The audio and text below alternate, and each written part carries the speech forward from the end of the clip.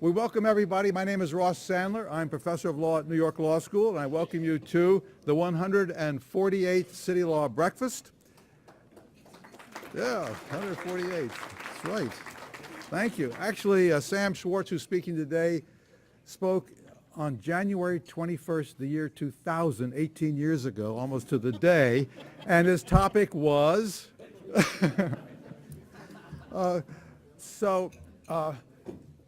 Let me first thank the sponsors for the breakfast, the law firm of Greenberg Traurig, Consolidated Edison, Verizon, and all of the Gold Star people who have voluntarily contributed to support these breakfasts. We thank you so much, which allows us to do these as often as we can and to have these wonderful occasions. I should announce that the next breakfast is February 23rd, and it'll be with Police Commissioner Jim O'Neill, and then on March 9th, it'll be MTA President Pat Foy. Turn the microphone over to our Dean and President, Anthony Crowell.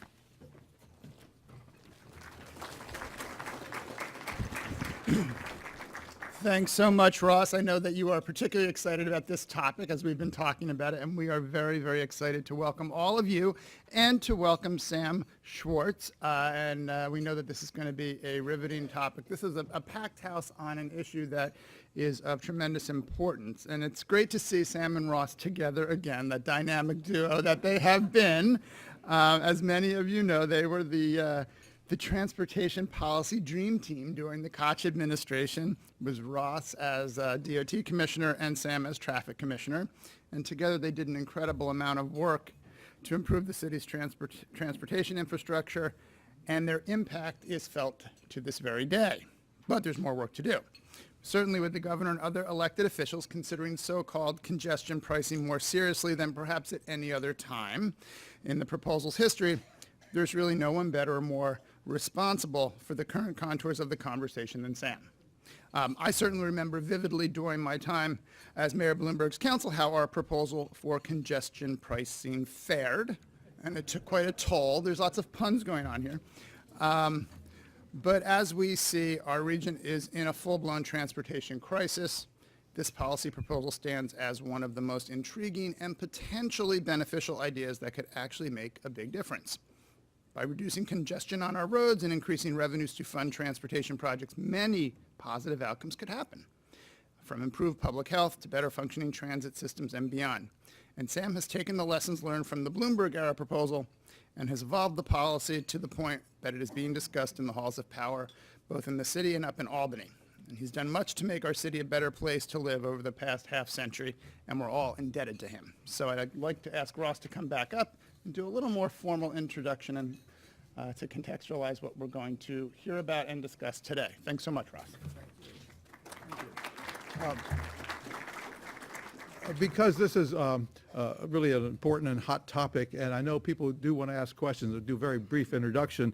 Sam, of course, for 40 years has been the city's most preeminent and prominent traffic engineer, traffic expert, and traffic philosopher. And it's really been a pleasure to work with him over these years, and now he's really a public force on these issues. We're going to have a second speaker with him, Alex Matheson, who is the executive director of Move New York, which has been the prominent proponent of the most recent proposals, and he is an exceptionally able executive in the environmental field, and most notably with the Riverkeeper, which was a very prominent and powerful, robust organization protecting the Hudson Valley and Hudson River. So first we're going to bring Sam up and Alex to follow, and we'll go through this program hopefully in a half hour, and then we'll have a half hour for questions. Thank you. Sam Schwartz.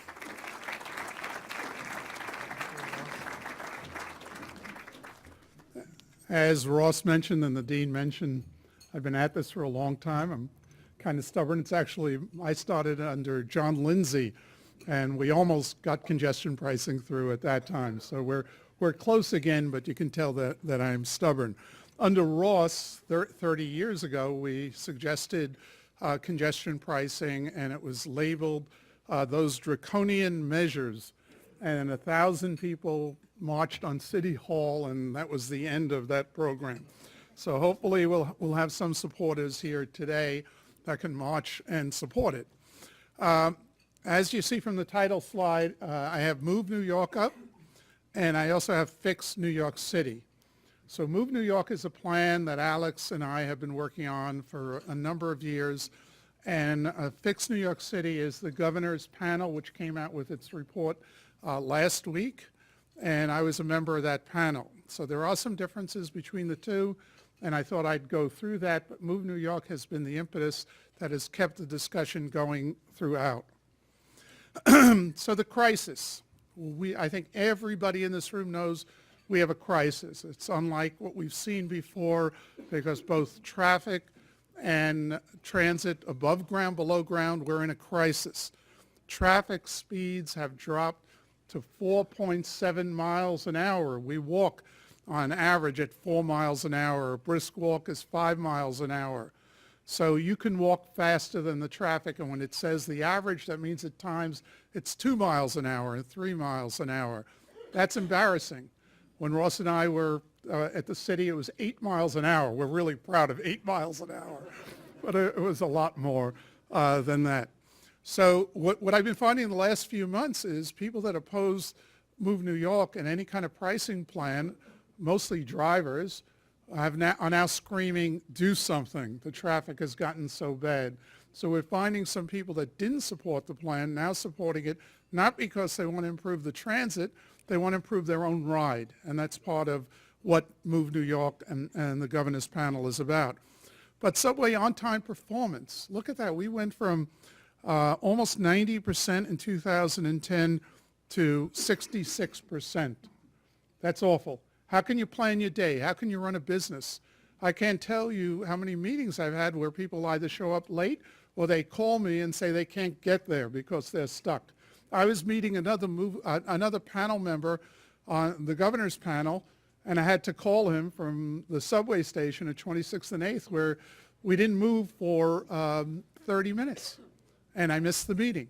So you can't do business. This is crippling us, and we can't be a competitive city if we have a transportation system that is failing. And other cities are just passing us by, investing in infrastructure, developing great transit systems and great traffic systems, and we're kind of asleep at the switch here. And many are looking at congestion pricing. London has had it for 15 years now. I was jealous when London did it as the first Western country because we invented it here in New York City with William Vickery at Columbia University, who went on to win the Nobel Prize in economics.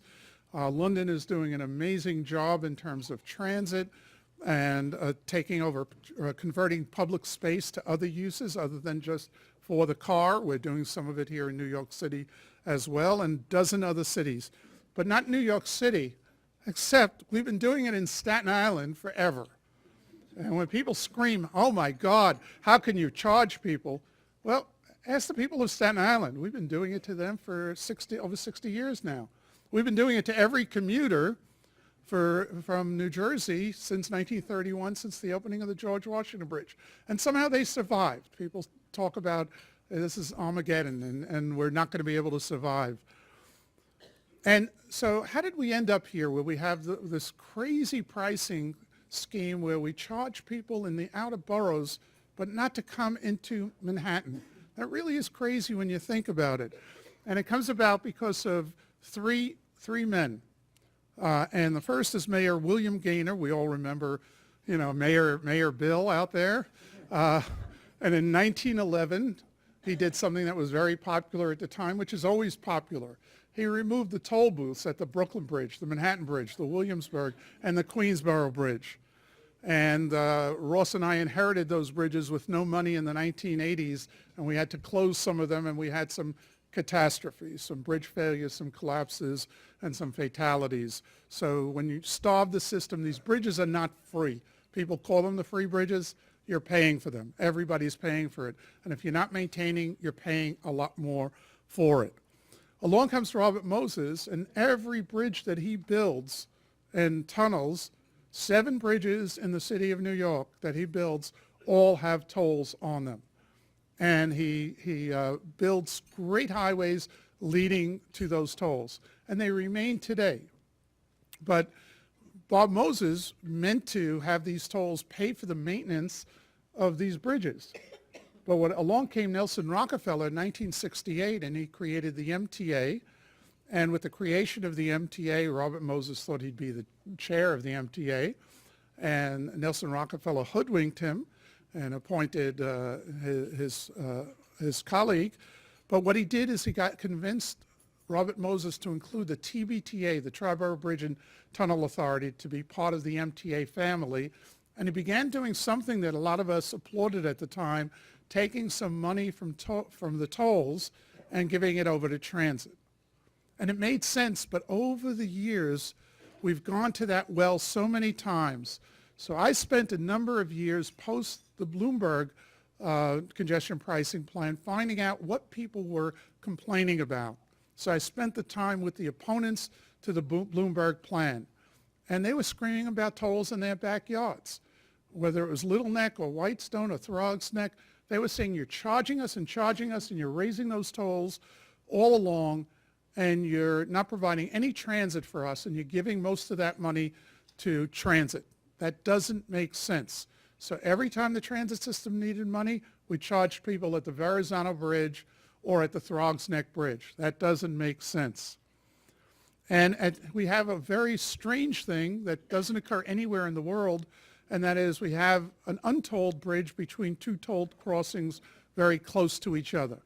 40,000 cars, trucks, buses hop off the LIE, hop off the GCP, the BQE, and instead of taking highways, take city streets to the Queensboro Bridge, the Ed Koch Queensboro Bridge, I better put that in over there, the Ed Koch Bridge, and they overload the streets of Sunnyside, Long Island City, East Midtown every day because of this cockamamie pricing scheme that we have. And this also results in casualties on both sides of the river. A lot of those casualties are pedestrian casualties that don't occur if these vehicles stayed on highways. And if you look at how people drive in are commuting from great distances, they're taking highways, and they could be taking highways from Long Island and taking the LIE, and they go all the way on the highway, and at the very last moment, they hop off the highway and take city streets. They could take the southern state into the belt, and then just as they're about to enter Manhattan, they hop off and take city streets. Same thing with the Grand Central, northern state into the Grand Central. So we have a policy, and the reason they hop off is we charge them at the end of those highways.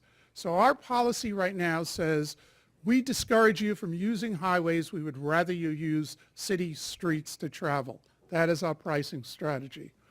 And the pricing strategy that's probably the craziest of all, which affects us right in this area, is that we have enormous toll going over the Verrazano Bridge. It's a one-way toll, which was created about 30 years ago over Ross's objection, over my objection at the time, and we've been proven right. And that toll, what it results in is people driving through Manhattan. So for example, if you're a trucker and you're at the Barclays Center at Flatbush and Atlantic Avenue, and you're heading out to Newark Airport, you're carrying cargo that's going to Newark, you've got two choices. You could take the highway system and go over the Verrazano Bridge and the Staten Island Expressway and the Goethals Bridge and go right out to the airport. You could stay on highways, and if you do, we'll charge you $96 if you're a truck that size.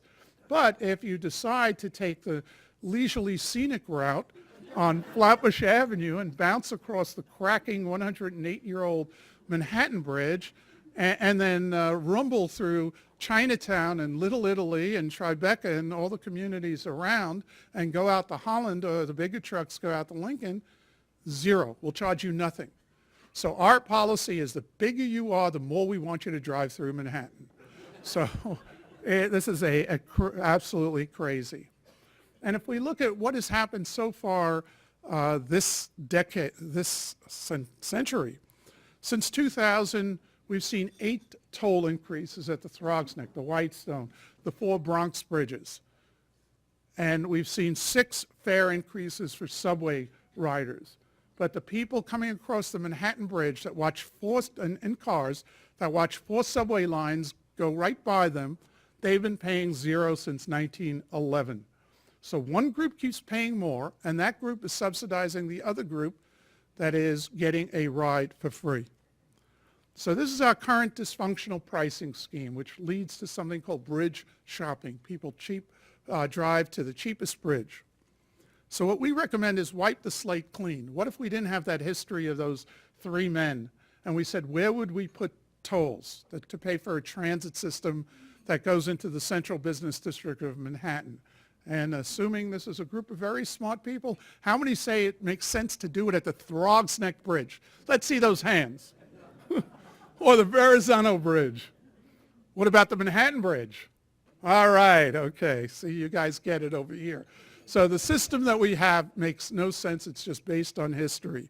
So the Move New York plan said that we would charge vehicles the same rate going into the central business district if they came over the East River bridges, and the rate would be set at what we have for the Battery Tunnel today coming into Manhattan, or the Midtown Tunnel, $5.76, which is each way, so it's $11.52. If you've heard the numbers from the governor's panel, that's where that odd number $11.52 comes from. It's double this, and people coming in from 60th Street as well. So every entry point to the central business district would be charged. So let me describe the Fix New York City Advisory Panel report, which is the governor's report on this. And there's a number of items here on improving traffic. But let me deal with the two congestion pricing proposals, which are very similar to Move New York. So the first is setting up a zone for pricing, and that is Manhattan south of 60th Street. It's almost identical to Move New York, except for the fact that there is a recommendation for 2 escape hatches. And those hatches are, if you don't touch the streets of the central business district, but remain on the highways, or you go to the north, you don't have to pay. So, for example, if you come over the Brooklyn Bridge and go right onto the FDR Drive northbound and go north of 60th Street, you don't pay the congestion charge. If you come over the Queensboro Bridge and you head north of 60th Street, you don't pay the charge. So the charge would only be on the city streets as you enter the central business district. Otherwise, it's just about identical to Move New York. The second item that is also fairly close to the Move New York plan is we recognized that we had to deal with for-hire vehicles. So that includes Uber, Lyft, the black cars, the yellow taxis. Those are the for-hire vehicles. And for the for-hire vehicles, there's a charge, and while it might be a drop charge, or in the Move New York plan, we recommended it be on distance and time. Actually, the yellow taxis do distance and time as well as a drop right now. So that charge would be applied not just up to 60th Street, but up to 96th Street. So there are 2 congestion charges, one for the for-hire vehicles and the others, and they would not pay then the for-hire vehicles as they cross the 60th Street screen line, because that wouldn't make any sense because they go back and forth. And then the second charge is to all other vehicles, including cars at $11.52, trucks at 2.2 times that, which is around $25, and a few other measures that they recommended. I just wanted to go very quickly into why is traffic so bad? And people bring up bike lanes, they bring up a lot of other things, but something dramatic has happened in the past 5 or 6 years. And the speeds have plummeted, as I showed you earlier. And it coincides with the rise of Uber, Lyft, Via, Get, Juno, and the rest of the alphabet there. And if you look at where they are, while there are claims that they would serve the city at large, they largely serve the areas that are best served by transit. They largely serve the areas that have our wealthiest citizens. They largely serve the areas that already have the worst congestion in the city.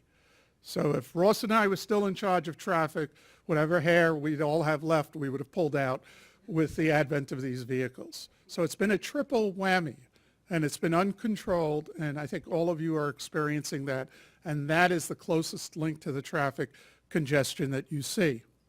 And when you look at where they went, all this work, by the way, is by Bruce Schaller. The ride services are increasing, subways and buses went down. Now, the equity issue is raised all the time. But when you look at the choice riders are the ones that own a car or could take transit, On average, they make $45,000 more than the people that have no choice but to ride transit. Even if they paid the toll every single day, that would amount to about $3,000. And as this shows you, so the disparity would only be $42,000. It's still a large disparity between those that don't own a car and must rely on transit. And the Community Service Society that represents low-income New Yorkers has done a study, and they show that the ratio is at least 38 to 1 in terms of benefits to low-income workers compared to a low-income worker that might have to pay more by this. So it's pretty clear from the equity issue that this is a positive over here. At this time, let me turn it over to Alex Matheson, and we'll have enough time for questions. Alex Matheson is the Executive Director of Move New York. Alex?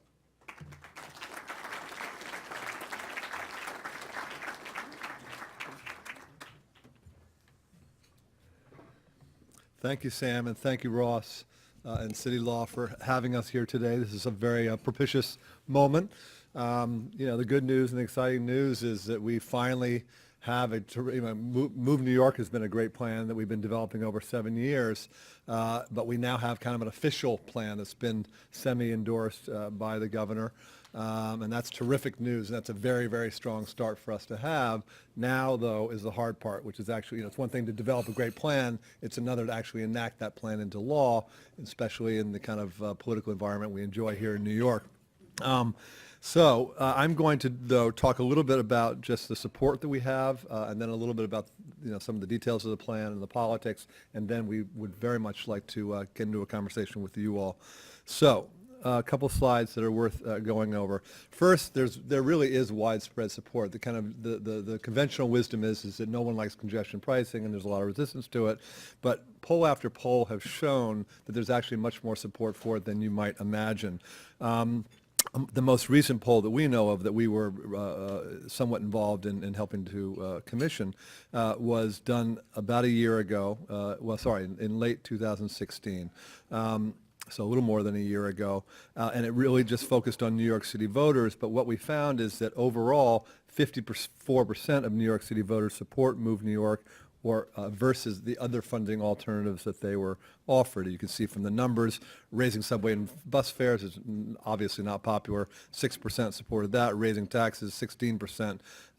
Others didn't know, but 54%, the overwhelming majority, thought that a Move New York toll swap-based like plan was a good way to go. And very specifically, each of the 5 boroughs also showed majority support. And surprisingly, Queens, which is seen as the kind of bugaboo of congestion pricing, where most of the resistance lies, was actually among one of the, at least moderate level, showing moderate levels of support. And then we also did a poll in in November of 2014 with Global Strategy Group. And once the respondents learned about some of the details of the Move New York plan, the support was overwhelming, 62% in favor versus 31% opposed. That's a 2-to-1, obviously, ratio, a very strong start. And then even after those voters were presented with criticisms of the proposal, the support remained strong at 55%. That's very strong support. And mind you, that's without any kind of media campaign. And this is obviously a tough city to do a media campaign because it costs a lot of money to break through and to get onto people's radars. But nonetheless, this is the support we have without any kind of publicity campaign, which is very which is very impressive. And then again, the support is also consistent across the region, surprisingly in a way, considering there are more conservative elements in Long Island and the Hudson Valley. The support remains strong in Long Island and the Hudson Valley. Civic support. Our coalition, the Move New York Coalition, has 75 plus organizations, include labor and political organizations, and you can see the list here. One thing that I will pull out, though, is that driver organizations, which are surprising. You'd think the leading groups opposed to something like this would be AAA and the trucking associations in New York State and the city. But in fact, we've had a very, very positive and constructive relationship with those organizations for many years now. Sam and I went out and met with AAA back in 2012, I think, and I've been meeting with the trucking association since 2010, I think. And the trucking association, both the state and the city, publicly endorsed the Move New York plan way back then in 2010 or 11. And AAA has not formally endorsed us, but they have said positive things about this plan as opposed to other past plans in many public appearances. Finally, editorial support. We were very proud to say that not only do we have editorial support across the spectrum, the political spectrum from right to left, and basically every major paper in the region has endorsed the plan, but it's very, very strong support. Most of these papers have actually endorsed us multiple times, and they do it very enthusiastically, very full-throatedly. So that is terrific support to have. I'll say just one more thing, because I think it's worth mentioning, which is, it's easy to oppose something where we're asking people to pay a new charge, or at least new in the first time in 100 years or so, for something that they've been getting for free for a long time. That's always a hard proposition. But I think when, as one of the intro remarks made clear, we've got a very, very serious transit crisis and transportation crisis. We have to do something. And when you think about the alternatives, they're pretty grim. And I think they're politically even more difficult and challenging than something like the Fix NYC plan. But just to kind of run through them, I think most of you are familiar with these ideas, but raising the gasoline tax, that's always been considered the third rail of American politics, and the same is true here in New York. It's considered quite regressive, hurts the outer boroughs and suburbs, and you're just kind of misdirecting the charge, because you're charging people in rural areas and suburban areas where they really don't have a lot of alternatives to driving. And so I think you're dinging the wrong folks. Raising the sales tax, that's highly regressive, and especially in our troubled times where there's a lot of inequity in terms of economic wealth. Raising the sales tax would be highly regressive. Raising the auto registration fees in New York City or around the region, you'd have to raise them by astronomical $800 per vehicle each year. That's never going to happen, obviously. Raising auto registration fees around the region, it's a smaller number, but it's still politically prohibitive, I think.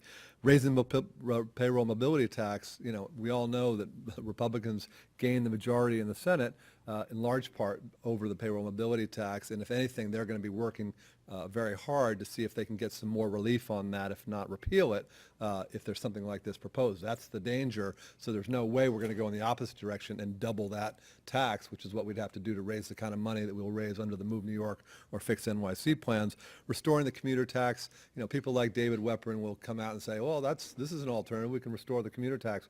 There's not a person in Albany who thinks that isn't absolutely dead on arrival. Unfortunately, Shelley Silver, made a bargain with the devil, and picked up a seat, let go of that tax, and I don't think it's ever going to return. So I think that's completely unrealistic. As we know, the mayor has put forward this millionaires tax idea, but again, that seems dead on arrival. The Senate Majority Leader John Flanagan has made very clear that is not going to happen. And then dedicating a percentage of New York State revenue to the MTA, again, I don't think that's going to happen either. You'd have to sacrifice a lot of other important programs to the state, education, homelessness, and the rest. And likewise, we have a $4.5 billion projected budget deficit this year. It's not like there's some extra money lying around that they can dedicate to the MTA. So I'm just going to make a few final closing remarks just to give you a little bit of context about the Fix NYC plan and where we think that this might be going in the coming months. First, I want to say, Sam and I and Charlie Komanoff and the whole Move New York coalition, based on literally hundreds and hundreds of conversations with thousands of people around the region, most especially opponents, developed a plan that we really have been proud of, and we've tweaked and fine-tuned and felt had become really the gold standard of how you do congestion pricing in New York. And I'm astounded to say that the Fix NYC panel, which you think would issue a watered-down, politically safe plan, I think exceeded all expectations, and we are really excited by it. And I think they actually, in certain respects, actually exceeded the Move New York plan, which, as I said, has become the gold standard. A couple things I think they did that were very smart. Sam mentioned it. I think that the East River Bridge issue has become such a toxic issue and meme, that whole idea of tolling the East River bridges. I think that had become very poisonous to the debate, and I think they found a pretty clever way to kind of take the East River Bridge issue off the table, and also to provide a little bit of a relief valve for those drivers who don't intend to drive into the CBD, but do want to take advantage of being able to come over the bridge and head up the FDR to destinations north. Now, I do worry, and Sam and I have yet to talk about this, is what the traffic will look like on the Queensboro and Brooklyn bridges, but I think that's a separate issue that hopefully can also be addressed. But it's a smart political move, I think, and it really doesn't sacrifice revenue in a meaningful way. And I think the phased approach, which I think Sam and I also had in mind, but the deliberate nature of the way that the Fix NYC plan did it is quite impressive, and I think is politically very smart. It gives us a chance, in essence, to make the kinds of investments in filling transit gaps, providing alternatives for those drivers who feel like they're not going to want to pay this new congestion fee in a couple of years. There's a couple issues that are starting to, as soon as the Fix NYC panel's proposal came out, it's not surprising that all the kind of self-appointed pundits and experts and enthusiasts had lots of ideas of their own, starting with our own governor, who within hours of the Fix NYC panel coming out declared that he wants to actually embrace the toll swap, and he thinks that idea of providing some toll relief to outer borough residents makes sense. So we, of course, think that's a good idea. We think it's fair, it's good public policy, and we think it's politically really necessary. The resistance to this thing, as we know, is going to be mostly in some of the non-Manhattan boroughs, Queens, Brooklyn, the Bronx, Staten Island potentially, and the suburbs as well. And so I think we have to have a plan that in concrete ways provides benefits to those folks and also shares the cost. And one of the things I'm not sure that Sam said, although maybe he did, but it's worth mentioning, is one of the reasons that the Bloomberg plan got rejected is that people in the outer boroughs and the suburbs felt like we're getting fleeced here. We're paying, most of these new charges on these tolls, and we're not getting the benefits of the traffic reduction that people who live in Manhattan are getting. So we really made a point, and the Fix NYC panel kind of went even farther than we did in making sure that Manhattanites pay their fair share. So I'm sorry to all of those here who live in Manhattan, but we are going to be paying our fair share, and this is the wealthiest borough, so it makes some sense. A couple of other issues that I think are coming up and will probably be debated, and they should be, because I think they're legitimate features of the Move New York plan and other ideas, are fair fares. I think this idea of providing some fair relief to low-income families is essential. There's lots of ways to do it. Perhaps the Fix NYC plan contributes to half of that cost of subsidizing that fare discount, and maybe the city chips in the other half, although we know what that conversation might look like. Road and bridge money is another thing that was in the Move New York plan, and we're starting to hear from AAA and others that they want to make sure that some of this money goes back into roads and bridges and maintaining those. Lockbox, that's critical. It's one of the things that the mayor said last week, and I think that's a fair point. We and I heard it last Wednesday night when I went out to Brooklyn and talked to the Brooklyn Democratic Committee, and there was a lot of overwhelming support for this idea, which I was shocked by, because this was a pretty car-centric, transit-unfriendly area, and there was real support for what we were trying to propose. But the consensus around the room was, but we don't trust the MTA to actually do the things that you're saying that they're going to do. And so I think it's essential that we lockbox the revenue. There's a couple ways to do it. First, we all know there was a lockbox bill that passed the Assembly and the Senate a couple of years ago. Maybe use some of that language into the language that authorizes this plan. Also bonding. If you bond a good portion of this $1.5 billion a year that could be raised, that bonding is basically a form of lockboxing, because you have to spend that revenue in the way you say you're going to. And then maintenance of effort. That's basically a clause that says you can't rob Peter to pay Paul. You can't use this money to fund the MTA and then divert existing dedicated taxes for the MTA to other purposes. And then finally, the only other thing I'll say is that the Fix NYC panel did a terrific job in recognizing, again, borrowing from the Move New York plan, that you can't do something like this unless you address the transit gap issue that plagues many parts of the outer boroughs. Those folks are desperate. They feel genuinely that they don't have good alternatives to driving. And so I think it's great that the Fix NYC panel proposes not only putting some of the money into filling those gaps, and there's lots of creative ways to do it that don't require you to build, 5 new subway lines.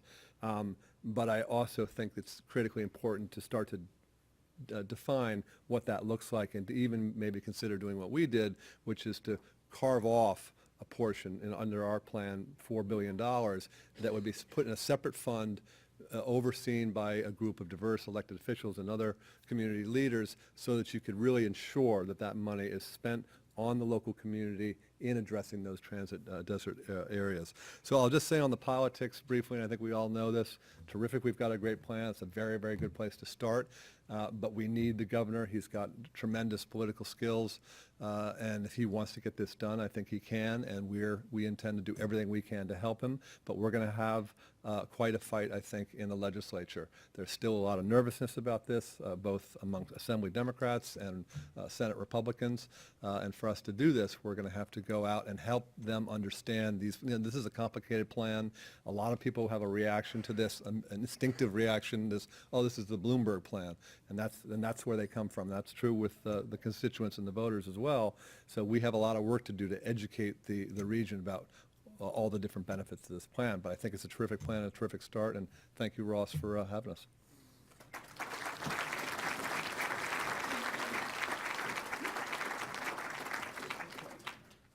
Okay, as we do regularly, we have microphones on either side. We ask you to state your name. Keep your comments or questions short so that we get other people in, and both Sam and Alex are here to respond. So let's start with Richard. Yep. Dick Anderson, past president, New York Building Congress, and congratulations, Sam and Alex, for sticking with this and coming up with a terrific proposal.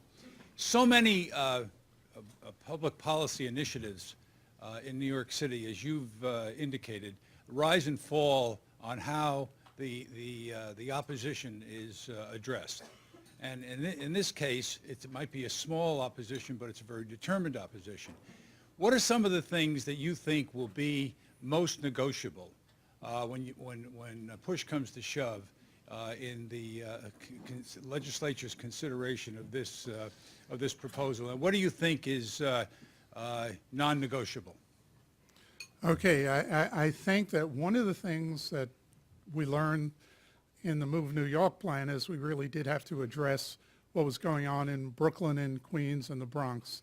So in terms of negotiable, what we have is all 5 bridges that are tolled in Queens would have a sharp reduction in tolls. All 4 bridges in the Bronx would have a sharp reduction in tolls. The Verrazano would see a sharp reduction. The Rockaway bridges would see a sharp reduction. I think as part of the negotiations, that have to be improved transit service in some of the outer parts that don't have subway service, and some links to that. And then there'll be other things. I certainly don't want to tip the governor's hand on any of these things, but there'll be a lot of negotiation based on some individual elected officials demanding something for their community. Alex referred to, in the Move New York plan, we did have a pot of money that could go towards the elected officials having some say over it. I don't know if you want to describe anything more on that. Yeah, I mentioned it before. It's called the Transit Gap Investment Fund, and the idea was under the Move New York plan, we also would have raised $1.5 billion a year. Under our plan, we would have taken $1 billion of that, bonded it. That ends up being $15 billion up front. $10 billion would go to the MTA to help, revive the subway system, invest in signals and rolling stock, et cetera. And then the other $5 billion, 4 of that billion would go into a separate controlled fund, not by the MTA, but by a group of diverse elected officials from around the region, borough presidents, assembly members, senators, with real community input. And then $1 billion of that would also go to Long Island and to the Hudson Valley, because politically I think that's important, but also they have some real transit challenges as well. So that's the idea, and I think that's a great vehicle for doing this. The only other thing I'd say on the bridges is there's lots of ways to provide toll relief. for those outer borough drivers using those bridges. I mean, Sam and I's plan, Move New York, was to give them substantial toll discounts. You could do the same thing, but maybe a little less if you want to preserve some of the money for transit investment. You could also just say no double tolling. If you're already crossing a toll bridge on your way to the CBD, you get a credit essentially for that first bridge, so you don't pay twice. So there's lots of different ways to provide that toll relief that the governor's after. Roger? Roger Hers, time, an acronym for To Improve Municipal Efficiency. Thank you. You make me feel that optimism may not be totally irrational. Advocate of pricing, though I didn't use that term, for the Temporary Commission on City Finances, mid-60s. And I am just so delighted this is a matter of serious discourse now. One suggestion, particularly with the overhead lights, it's very difficult to see the graphics, which is the best collection I've seen of a huge amount of data and ideas and history. Can all of this be put on one or more websites, which is easily accessible to people here and elsewhere? This will be on our website after about an hour. Okay, okay. And- I would encourage, one of the markers would be how many additional eyeballs will see this material by tomorrow. And Move New York, by the way, has a website as well. Move New York has a website. It's iheartmoveny.org, spelled out. Hi, Louise Moed, a lawyer for the city, but no expertise in transportation at all. Perhaps my question was answered in what you said, but I didn't catch the terms of art, didn't really grasp it. But I'm under the impression that there's a limit to, structurally, to how many subways you can run per hour, that you really can't increase the number of trains per hour. So it's unclear to me how any of this helps make the transit system more desirable if you're deterring people from driving in, but the subways can't run more subways. I guess you could spend money so that subways don't break down as much, but you can't really run more subways. So how does this help get more people into transit in the central business district? Yeah, when you have on-time performance at 67%, if you increase on-time performance, your capacity is going to go up dramatically. But isn't that because there's too much capacity already and you just can't Well, get people on the and off? subway system has moved a lot more people back in the late 1940s than it moves today. But there's also some of the investment would go to something called communications-based transit control, which allows for closer spacing of subways, so you can go to more than 30 trains per hour or a train arriving in less than 2 minutes. So there are ways of increasing capacity. There's also additional bus service, bus lanes that might go across the bridges and dedicated lanes. But that has to be addressed, absolutely. And one of the panel recommendations is we start doing that now before we do the charging. Joan Raymer. Hey, Joe. I have seen some articles about this proposal, and it talks about the tolls into Manhattan, and some of the articles indicate that this would just be during the heaviest times, and others that would be 24/7. Which would it be, and what hours would it be in effect? All of those, no. But yeah, it's all over the place. So the governor's panel had a minimum of 6 a.m. to 8 p.m. Monday through Friday. However, the panel also said we might look at extended hours. The extended hours may only be for for-hire vehicles, or it could be all vehicles. In the Move New York plan, we did do it 24 hours and 7 days a week. In the Fix New York, we also looked at a noon to 10 p.m. on weekends.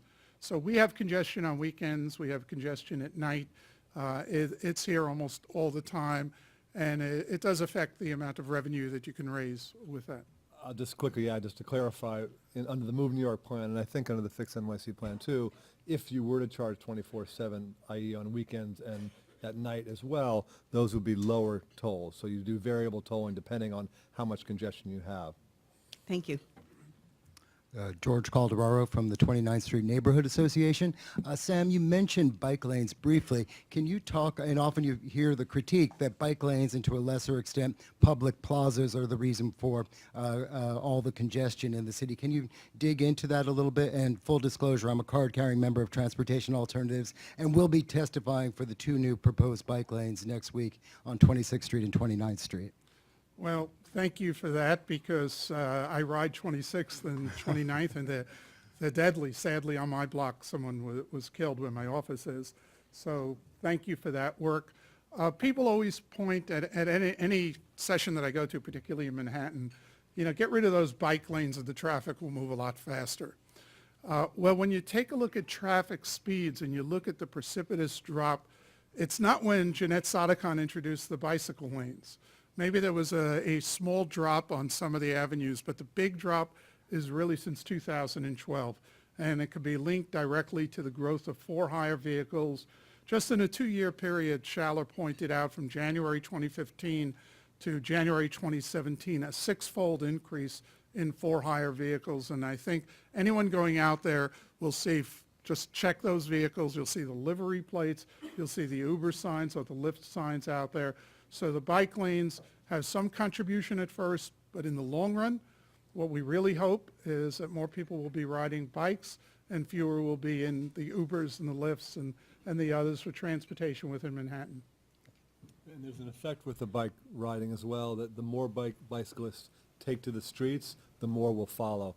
Because there's a lot of folks who won't get on a bike on the streets in Manhattan because they just think it's too dangerous. But once you have a critical mass of bicyclists on the streets, then they start to actually influence traffic and they slow down traffic, and that makes it feel safer for new entrants to start bicycling as well. So it can have kind of an exponential effect. Sam's more the expert on that, but I think I've got that right. You got it.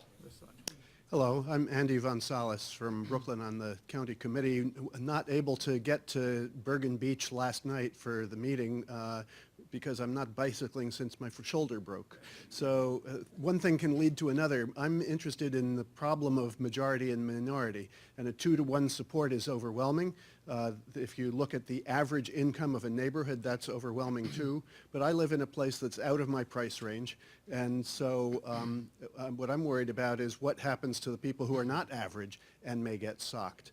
And I myself would love to have gone to that meeting last night. I would have driven, but that's exactly not what we're trying to promote.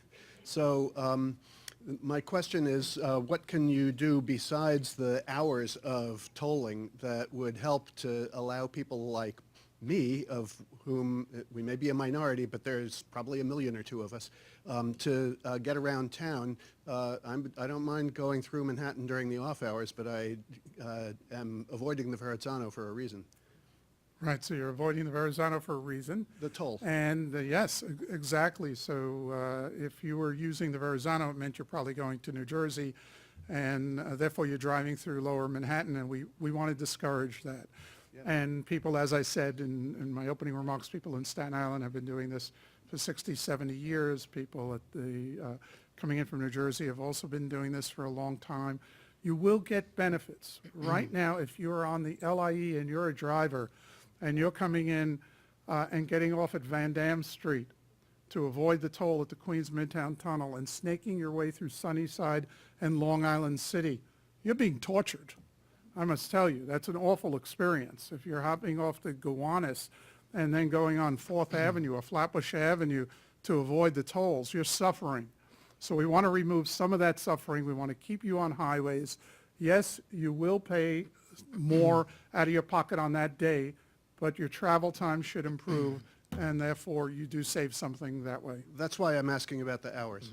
I mean, I'd drive on a Sunday morning at 7 if I want to go to New Jersey, but I would not want to have to pay a lot to do it. Yeah, so we are looking at the busier hours as a higher fee. Brian Howell, also a card-carrying member of Transportation Alternatives and a member of Brooklyn Community Board too, though I'm not representing either of those today. Just the other night, we got a first look at DOT's and the MTA's plan for the L train shutdown, and it wasn't all that we'd hoped for. But we're talking about congestion pricing. The fixed NYC plan is expected to be phased in over several years. Move New York, if that were to be adopted, also needs to go through the state legislature. And I'm wondering if we're talking about this in a vacuum. The L train shutdown will have particular effects on travel between Brooklyn and Manhattan, and I wonder if there's any way that the L train shutdown can become part of the conversation about congestion pricing, so we're not all caught in a bind when the L train shuts down 14 months. Sure, I'd like to tell you that we could have the congestion pricing plan in place for, I think it's April 2019 or around then, for the L train shutdown, but there's no way it could be done that you could get through the whole process and you can install all the hardware and begin operations, probably not until 2020. So yes, if we had fewer vehicles and the solution that the MTA DOT is offering is more bus transportation as well as other subway alternatives to it, the buses would move more swiftly with congestion pricing. Hopefully the L train stays on schedule, and by the time we start congestion pricing, it will be done. But if not, it would be at the tail end of that. We actually brought this up about 3 or 4 years ago to tie it in with the L train shutdown, and we weren't successful in moving it at that speed. So, good luck with the L train. Thank you. Bob Botfeld, representing part of the Democratic District Leader, representing part of the Upper West Side. I have 2 questions. One, earlier you mentioned that the Community Service Society found that lower income people will benefit financially from the plan. Could you elaborate on the metrics that they use in determining that? And secondly, how would the congestion plan affect areas immediately outside central Manhattan? Okay. Well, Community Service Society, I believe, and their report I think you can get online, looked at the income of people who are riding the subways versus the income of people that are driving into Manhattan, and I think that they based it mostly on that. I don't know if you have any other information on that. In terms of what does this do to areas just outside the zone, I think that's what you're asking, and I hear that quite a bit. What's going to happen at 60th Street? Isn't everybody going to drive right up to 60th Street and then try to park? Well, try that today and try to find a garage or a parking space on 60th and you won't. People do not do that. They don't drive 90% of the distance and then torture themselves driving around and then still have to get into the subway. So that doesn't happen. Where the shift occurs is in the suburbs, further out, usually 8, 10 miles out. That's when you see a shift. So we're hoping to see a shift of people further out where they can do park and ride to come into the city. It doesn't happen. It's not going to happen at 60th Street, and it's not going to happen right around the East River bridges. Hi, my name is Robert Joseph, and I'm a project manager and planner for the Municipal Art Society of New York. My understanding is that both the Move New York plan and the Fix NYC panel plan are both based on Charlie Komanoff's Balanced Transit Analyzer. Is that correct? Yes, it is. Is there any kind of plan in the works to confirm the economics in that so that we're not relying on a single source for all of our economic multipliers, understanding how much money we'll make, how many people we expect to switch from driving to another mode of transportation? Any opportunity to confirm? Sure. So there have been at least 3 on that. One is the governor's panel also ran it against the NIMTIC model. I forget, BPM I think is the name for that. NIMTIC model is BPM. What NIMTIC is. Oh, New York Metropolitan Transportation Coordinating Council. Okay. So there is that model that was run. HNTV also ran a model of the Move New York plan.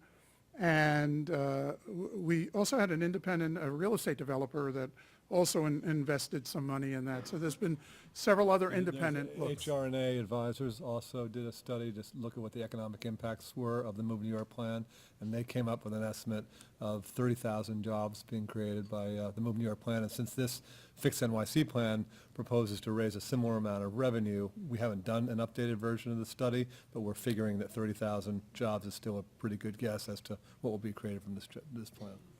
Great, thank you.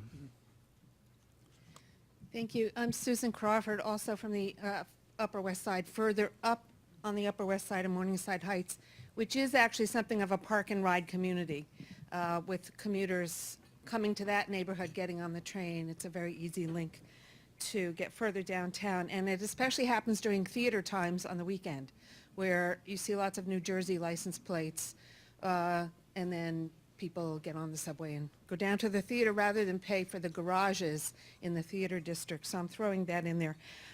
My question is, why aren't the for hire cars already paying the same fee or charging the same extra charge that the yellow cabs do for the subways? It would seem that should have been done immediately. So the question is, does that have to go through the state legislature, or could it be done tomorrow? And I just also want to throw out dedicated bus lanes. Could that be done tomorrow? Let me just stop you right there. Those are two good questions. Let's get them. Yeah, so I think we made a mistake 5 years ago. Everybody was caught flat-footed with Uber coming into town. The mayor did try to put a cap and have a slow growth, and he caved on that, and there was unbelievable pressure that was exerted by Uber. I don't think he should have caved, and we wouldn't be in the situation we are right now if there was a 1% growth instead of a 500% growth in that, which is dramatic. That could be done, and I think there should be parity, and there should be additional fees for the for-hire vehicles, and we should look at the totality. The yellow cabs have medallion costs. The FHVs have sales tax costs. So there are some different things, and we call for equity in that. In terms of additional bus lanes, absolutely, we're calling for that. And Let if me, I could step just, in here a second. We're coming to the end, so only the people standing will be able to ask questions. So let's go to this side. Okay, my name is Tony Mannheim, born and bred in the city 80 years ago, transportation junkie, one time, long time ago, vice chairman of transportation at Community Board 2 Brooklyn. Couple of observations, questions, comments. First of all, on the Uber, Lyft, et cetera, most of these people are new drivers to driving in New York City. And you can tell by the incredibly incompetent driving that they demonstrate, straddling lanes, making left turns from the center or right lane, vice versa. There should be, it should be implemented immediately, a requirement for a T&C license. That's the indicator. And look around when you're driving through the city. About 50% of the cars you'll see in Midtown are T&C. There should be a requirement that they have training. On the bus lanes, there now are bus lanes that are 99% of the time empty, reducing the flow of traffic. So there needs to be a real think-through of how to make the bus lanes work for buses but not have it totally constrict so you get one moving lane of traffic instead of two, which you could have. There are a bunch of other points, but I know you're trying to close it up, so. Okay. Thank you. I'm sure the problems will be around next time we have them. 21 years from now. Hi, Jim Meyer. At various times, there have been a lot of references to the interplay with the with mass transit buses and subways. I think it would be very helpful to me and probably to your work if you could put something together that talks about as many of those pros and cons and interchanges as possible. Earlier on, at the early part of the presentation, you talked about the tolls and the bridges being used to subsidize mass transit, and that wasn't fair. So that triggered, from the perspective of those who use the subways a great deal, that seems like a great thing. But going forward, having some of the displays talk about all of those analyses that you can do, I think would be very, very helpful. Sure, and in the Move New York plan, by the way, what was left out of the Fix New York and what we didn't show today, Fix New York was not given the task of how to spend the money. Move New York offers a menu of improvements that can be made, from the Triborough RX to extending the G train to additional bus lines and restoration of bus lines in Little Neck and others. So if you go to the Move New York site, you will see that that's a great debate going forward. If we get over the hurdle of agreeing on a pricing plan, then let's debate those projects that we ought to be funding. Yeah, good morning, Sean Kirby.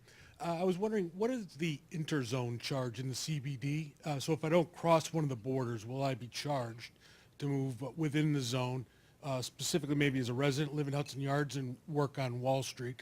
Secondarily, how is the Hudson River crossing going to be handled? Would that toll offset the charge within the zone? So right now we're looking at a cordon zone, but if this were 2025, we'd be looking at charging per avenue. First Avenue would be a lot less expensive than Fifth Avenue. And there's something called Sky Meter, which is almost like a taxi meter, but it's using GPS and it is measuring the distance and time that you're traveling. But here we are in 2018. We don't quite have that technology. A lot of people don't understand it.